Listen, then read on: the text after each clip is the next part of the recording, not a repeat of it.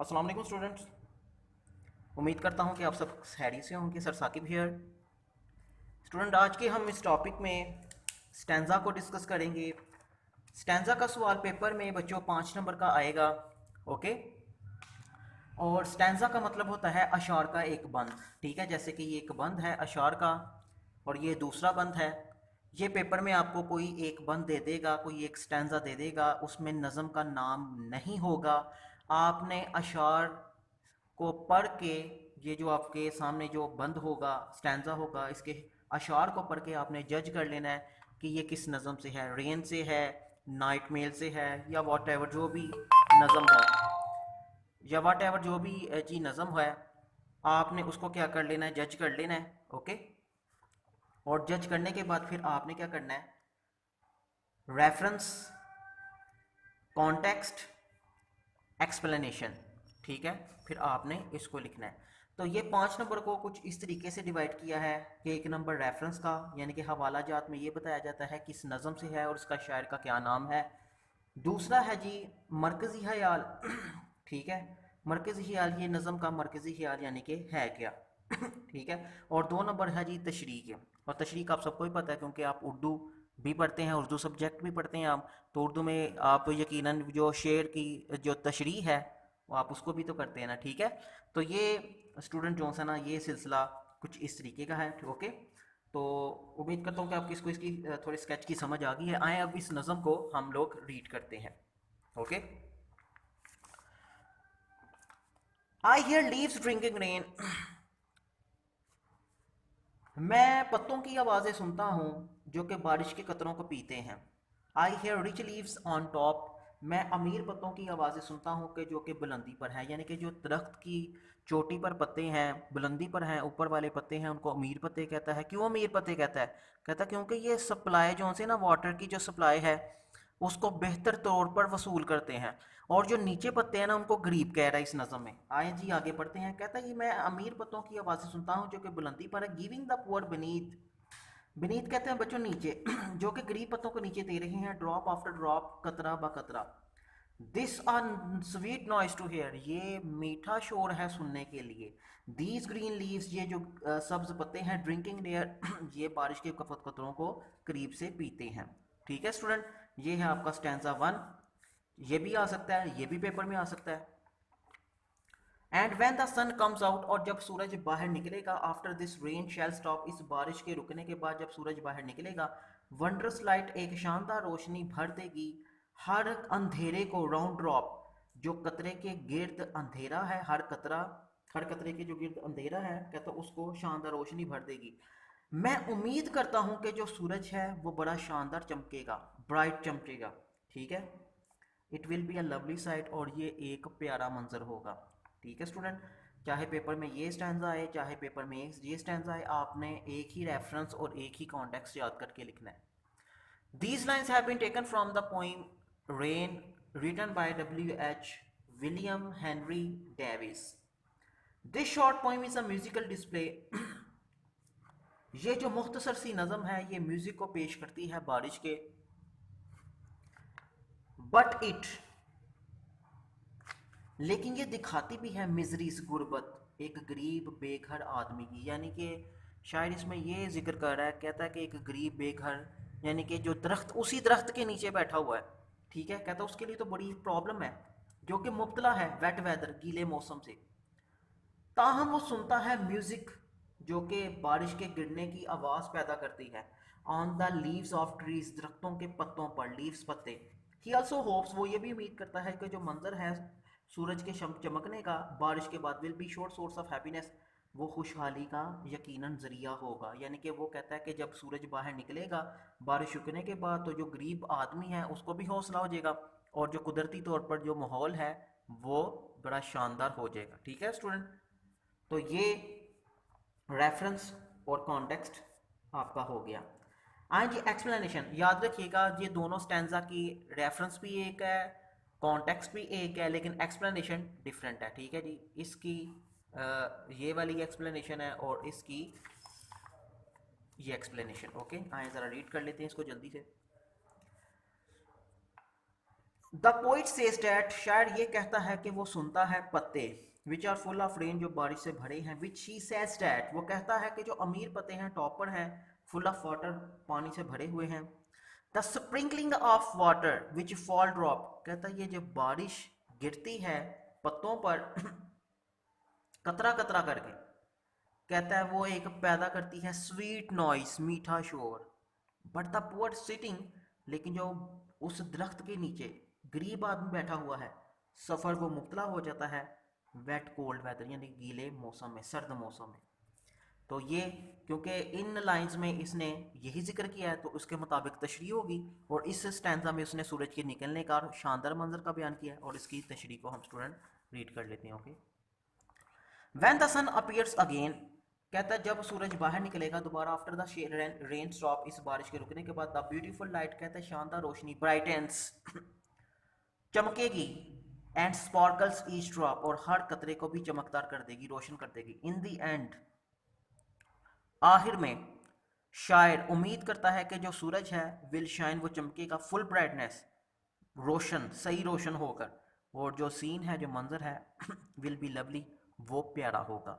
ठीक है स्टूडेंट, तो मैंने आपको जो है नंबर की स्कीम भी बता दी है, और जो स्टैंजा है रेन का वो नाम के बगैर आएगा, आपने स्टूडेंट उसको जज कर लेना है। हाँ जी, दूसरी पॉइंट को डिस्कस कर लेते हैं, इसके रेफरेंस कॉन्टेक्स्ट को।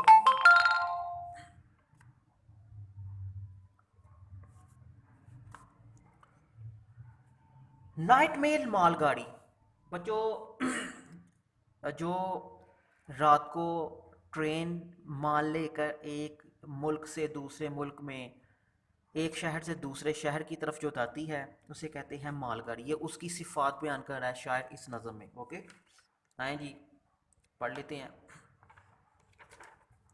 कहता है ये नाइट मेल है, क्रॉसिंग द बॉर्डर, बॉर्डर सरहद को पार करते हुए। जाहिर है हम लोग एक जगह से दूसरी जगह तो चीज़ें भेजते ही हैं, ठीक है, और दूसरे जो ममालिक के लोग हैं, शहरों के लोग हैं, वो भी दूसरे शहर या ममालिक में जो चीज़ें हैं वो भेजते हैं।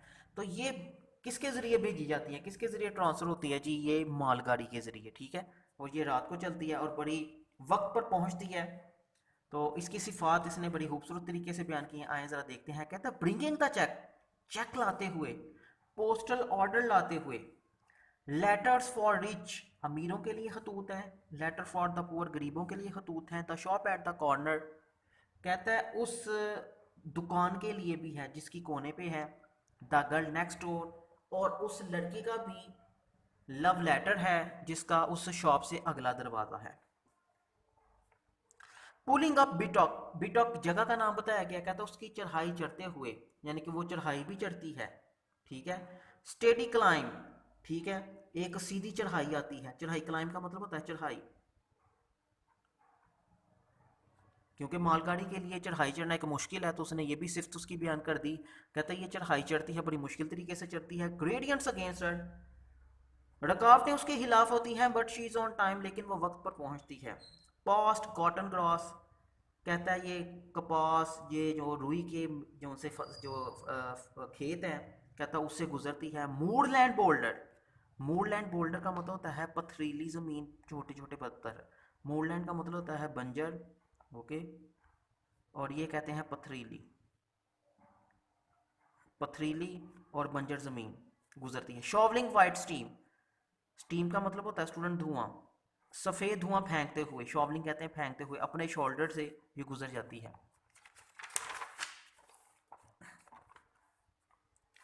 स्नॉटिंग नॉइसली, शोर मचाते हुए, शी पासेस, वो गुजरती है, शोर मचाते हुए वो गुजरती है। साइलेंट माइल्स ऑफ विंड, मीलों दूर हवा घास को मोड़ देती है। बेंड कहते हैं झुका देना, मोड़ देना। बर्ड्स टर्न देयर हेड्स, परिंदे तो अपने सरों को मोड़कर देखते हैं जैसे वो पहुंचती है। स्टेयर, घूरते हैं झाड़ियों से। At her blank face coach, अपने हाली मुंह उठाए हुए, यानी कि वो कुछ कर नहीं सकते लेकिन वो घूरते हैं इस ट्रेन को। शीप डॉग, भेड़े कुत्ते। Turn her course, can not turn her course, इसके रास्ते को बदल नहीं सकते, वो भी मजबूर हैं, कुछ नहीं कर सकते। दे स्लम्बर, वो सोए हुए हैं। विद पॉज, भाई पॉज का मतलब है पंजे। कहता वो तो पंजे फैलाए हुए सोए होते हैं। In the form she possesses, खेतों में वो गुजरती है, कोई भी जागता नहीं है, लेकिन एक जो जग है बेडरूम में जेंटली शेक्स, वो आराम से हिल जाता है। यानी कि ये किसी को डिस्टर्ब नहीं करती, जब ये गुजरती है तेज़ी में तो किसी को डिस्टर्ब नहीं करती, लेकिन इसकी वाइब्रेशन इतनी ज़्यादा है कि जो एक बेडरूम में जग पड़ा है वो उसको भी जो सा वो हिल जाता है। तो ये उसने बड़े खूबसूरत तरीके से जो नाइट मेल है वो उसको बयान किया, उसकी तफसील बयान की है। आए अब इस रेफरेंस को और उसके कॉन्टेक्स्ट को जो सा है वो पढ़ लेते हैं। These lines have been taken from the poem Night Mail by W.H. Auden. Context मरकजी ख्याल, this poem is about a mail train, ये नज़म माल गाड़ी के बारे में है। ये सफ़र करती है, ट्रैवल करती है तमाम रात, ब्रिंग्स लाती है mail, postal order, letter, cheque to the people of every kind, हर किस्म के लोगों के लिए। मेट बी ए शॉपकीपर, कहता है इसमें दुकानदार भी हो सकता है, लड़की भी हो सकती है, अमीर भी हो सकते हैं जी, गरीब भी इसमें हो सकते हैं। इट पासिस, ये गुजरती है, मैदानों से, प्लेन्स का मतलब होता है स्टूडेंट मैदान, ये मैदानों से गुजरती है, और चढ़ाई चढ़ती है, और पहाड़ों के ऊपर जो चढ़ाई है वो भी चढ़ती है, हालांकि इसके लिए मुश्किल काम है, लेकिन ये हर काम करती है और वक्त पर करती है। ठीक है, तो स्टूडेंट इसमें हमने जो है ना वो बयान किया दूसरी पॉइंट को। आए जी तीसरी पॉइंट की तरफ चलते हैं। Loveliest of trees the cherry now, दरख्तों में से प्यारा दरख्त चेरी का दरख्त। चेरी फल तो सबने खाई होगा, और स्टूडेंट सबको पता ही है चेरी का, ये डिब्बों में मिलता है, और इसके दो कलर्स हैं, रेड भी है और डार्क भी है। ठीक है, डार्क पर्पल इसका कलर होता है, और टेस्टी तो डार्क वाली ही होती है। ठीक है, तो इसने इसके दरख्त की तारीफ़ को बयान किया, और बहुत ही इसने दिलकश मंजर इस नज़म में पेश किया है। एक्चुअली ये है कि स्टूडेंट्स आपने बल्कि देखा ही नहीं होगा कभी, होता ही है कि जब इसके फूल खिलते हैं ना, आपको पता है कोई भी दरख्त फल जब देना चाहे ना, जैसे कि अनार ही हम बात कर लें, अनार के दरख्त की, तो पहले वो दरख्त फूल देता है, फिर फूल से आगे जो है ना वो फल निकलते हैं। तो जब चेरी का जो दरख्त है, इसने क्या मंजर पेश किया, जो चेरी का दरख्त है जब उसके फूल निकलते हैं तो वो पिंक कलर के होते हैं, और वो दरख्त, ये क्योंकि सर्द इलाकों का ये फल है तो गर्म इलाकों की तरफ भेजा जाता है, तो कहता है ये बर्फबारी यानी कि स्नो फॉलिंग का सीजन है, मौसम है, और जंगल में जब वो उसको दरख्त को देखने के लिए जाता है जो, तो दरख्त सफ़ेद लिबास में मलबूस है, यानी कि उस पर स्नो फॉलिंग है, और जो दरख्त है वो बर्फ़ से घेरा हुआ है। ठीक है, और जब बर्फ़ से घेरा हुआ है तो जाहिर है वो वाइट नजर आएगा, लेकिन वाइट के अंदर जब कंट्रास्ट पिंक पिंक जो है फूल छोटे छोटे नजर आते हैं, तो उसे ऐसे लगता है जैसे कि जुगनू रोशन है। तो जब वो इतनी खूबसूरती देखता है तो वो इस खूबसूरती को अपनी नज़म में जो सा कलमबंद कर रहा है। तो ये जो सा बड़ी खूबसूरत उसने मंजर पेश किया है, जो कि मैंने आपको मुख्तसर थी मैं बता भी दिया। आए अब जो सा इसको हम रीड कर लेते हैं। दरख्तों में से प्यारा दरख्त चेरी का दरख्त। Loveliest of trees the cherry now, दरख्तों में से प्यारा दरख्त चेरी का दरख्त है। इज हंग लटका है जी, ब्लूम अलोंग द बो, वो का मतलब होता है शाहिन। ठीक है, कहता है इसके साथ जो फूल फूल खिले हैं, फूल इसके साथ लटके हैं, हंग कहते हैं लटकना।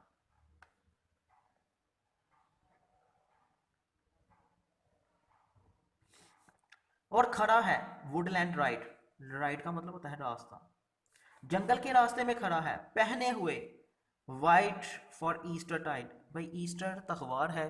ठीक है, रमज़ान के बाद जो मसीही बरादरी है वो ईस्टर जो है ना वो उसको सेलिब्रेट करते हैं। ठीक है जी, है जैसे रमज़ान के बाद हमारी ईद है, वैसे उनकी ईद का हम ईद उल फित्र कहते हैं, तो वो ईस्टर कहते हैं। ओके, पहने हुए है सफ़ेद लिबास ईस्टर का।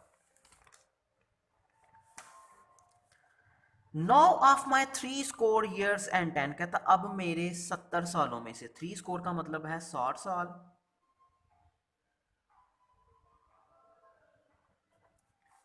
10 यानी कि +10 यानी कि टोटल 70 साल। एक्सपेक्टेड एज वो बयान कर रहा है, जैसे हम लोग पाकिस्तान में रहकर एक्सपेक्टेड एज क्या तस्वर कर रहे हैं जी, 50 या 60 साल है, इस तरह वो जो गोरा है वो भी बयान कर रहा है जी 70 साल। कहता है अब मेरे 70 सालों में 20 विल नॉट कम अगेन, क्योंकि शायर की एज 20 है, तो 20 में वो कहता है 20 जो साल है वो गुजर चुके हुए हैं। ठीक है, उसमें तो मैं अब बहारें तो नहीं दे सकता, लेकिन मेरे पास टेक द 70 स्प्रिंग और स्कोर, कहता है मुझे तो 70 बहारें देखनी थी है, ठीक है 70 बहारें देखनी थी, लेकिन मेरे पास कितनी रह गई हैं, कहता है मेरे पास तो सिर्फ 50 रह गई हैं, यानी कि एक्सपेक्टेड एज उसने बताई है अपनी 70 साल, ठीक है 70 साल उसने एक्सपेक्टेड एज बताई है। कहता 20 मेरी एज हो चुकी है, 20 तो वापस नहीं आ सकते, लेकिन जो 50 हैं वो मेरे पास सिर्फ रह गई हैं। ओके, तीसरा स्टैंजा इसका ये है, कहता है since to look at things in Bloom, कहता है ये जो फूल खिलने की ये खूबसूरत मंजर है देखने के लिए, कहता है 50 स्प्रिंग्स आर लिटिल रूम, कहता मुझे 50 बहारें बड़ी कम नजर आती हैं। About the Woodland I will go, कहता है जंगल के रास्ते में मैं जाऊंगा। टू सी द चेरी, कहता है इस चेरी के दरख्त को देखने के लिए, हंग विद स्नो, जो कि सफ़ेद जो बर्फ़ के लिबास में मलबूस होगा। तो ये स्टूडेंट हमने 3 स्टैंजा इसके डिस्कस किए हैं बच्चों। तो इन तीनों स्टैंजा में कोई भी आपको आ जाए आपने जज कर लेना है इसी नज़म का है, उसके बाद आपने फिर लिखना है रेफरेंस और context. Okay, These lines have been taken from the poem Loveliest of Trees, The Cherry Now, दरख्तों में से प्यारा दरख्त चेरी का दरख्त, बाय ए हाउसमैन। मरकजी ख्याल इसका ये है, इन दिस पोइम, इस नज़म में जो शायर है वो अट्रैक्ट हो गया है चेरी दरख्त की खूबसूरती से, इसकी शाखें भरी हुई हैं फूलों के साथ, ताहम वो महसूस करता है कि जो ज़िंदगी है वो इनफ काफ़ी नहीं इंजॉय करने के लिए ब्यूटी ऑफ दिस ट्री, इस दरख्त की खूबसूरती को। He does not want to miss, वो खोना नहीं चाहता, कोई भी चांस मिस नहीं करना चाहता, टू सी देखने के लिए इस चेरी दरख्त की खूबसूरती को। ओके, तो ये रेफरेंस और कॉन्टेक्स्ट को हमने इसमें डिस्कस कर लिया। ठीक है, आए जरा इसकी एक्सप्लेनेशन को भी देख लेते हैं, क्योंकि एक्सप्लेनेशन हर स्टैंजा की चूंकि डिफरेंट होती है। फर्स्ट स्टैंजा जी उसकी एक्सप्लेनेशन है, कहता है lovely स्टेरी trees now is full Bloom, कहता है ये उसमें फूल खिले हुए हैं, इसकी जो शाखें हैं बेंडिंग झुकी हुई हैं नीचे फूलों के वजन के साथ, ये खड़ा है along the path in the woods, जंगल के रास्ते में, and is all covered with snow, कहता है और ये बर्फ के साथ लिपटा हुआ है। It seems it is wearing white dress in preparation for celebration of Easter, कहता है इसको ऐसे महसूस मुझे हुआ कि ये ईस्टर के तखवार के लिए सफ़ेद लिबास पहने हुए है।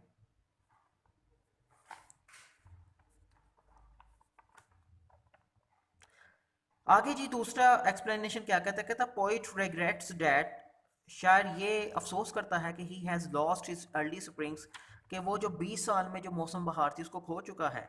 वो कहता है कि out of the 70 years of his life, कहता ज़िंदगी की जो 70 बहारें हैं, first 20 will never come again, कहता 20 नहीं आएंगी, लेकिन जो बाकी रह गई हैं बट रेस्ट, लेकिन जो बाकी रह गई हैं वो इंजॉय करेगा इस चेरी ब्लॉसम की खूबसूरती को। ठीक है जी, यानी कि ये जो फूल खिले हुए हैं उसकी खूबसूरती को वो क्या करेगा, डिस्कस करेगा।